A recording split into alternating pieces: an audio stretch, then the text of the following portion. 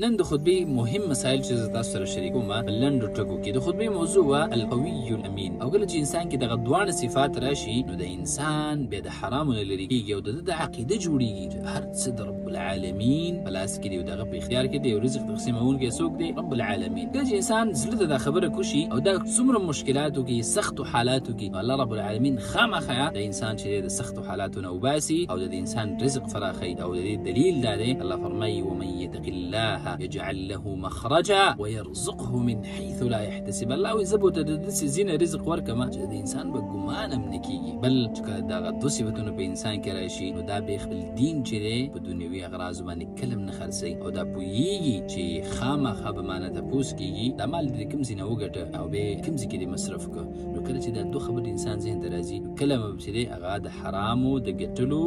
اقدامونه کی او درېمه خبره ده چې رسول الله صلی الله علیه وسلم زمون په باره کې فرمایي چې اخر زمانه کې به داسې خلک راشي چې هغه به بالکل بې پروا وي د بنه ګوري چې دا د حلالو نه دي که د حرامو نه دي صرف پیسې به راټولوي د دنیا لج به وسري الله رب العالمین دې مونږه د حرامو نه وساتي او د حلال رزق ګټلو توفیق دې راکړي